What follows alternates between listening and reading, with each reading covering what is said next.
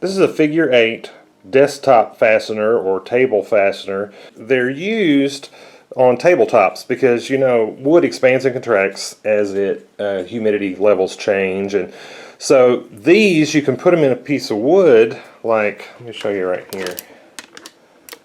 You can put them into your frame like that, and as the wood expands and contracts, they will actually pivot like that, allowing for the movement to keep your top from cracking or your frame from pulling apart. And you'll notice one side, usually these come where both sides are the same size, but these happen to have a small side and a large size. It doesn't really matter, but you'll notice that they're concave or countersunk on opposite sides, and that's because this side or the other side, you can use either one, it doesn't matter, but you can screw this down to your table frame, and then your table top you'll screw up that way. That's why it's countersunk on different sides.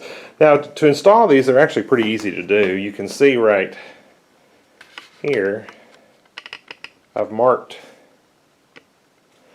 a place right here. You just want to have a pretty good angle where this can swivel, and I've taken an awl and punched a little hole. That just helps you get your Forstner bit centered. And so you want to get a Forstner bit that's going to fit the size of whichever circle it is that you're going to put into the wood.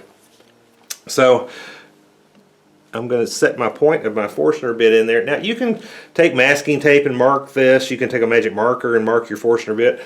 I find it easier to just, I wind up, those rub off. So I just drill a little bit and test it. You know, I'm never using 100 of these at a time. It's always just a few. So,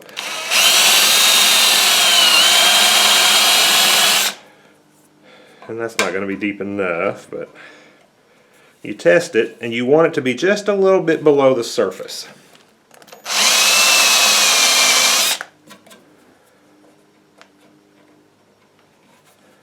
Yep, that's about right where I want it, right there. And you'll see that that'll now swivel and allow for quite a bit of movement of the wood as it expands and contracts.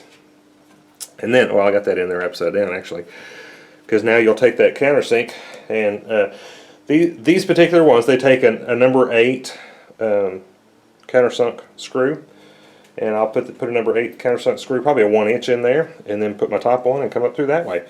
Alright, well, I hope that helps you learn how to install these. Thank you for watching.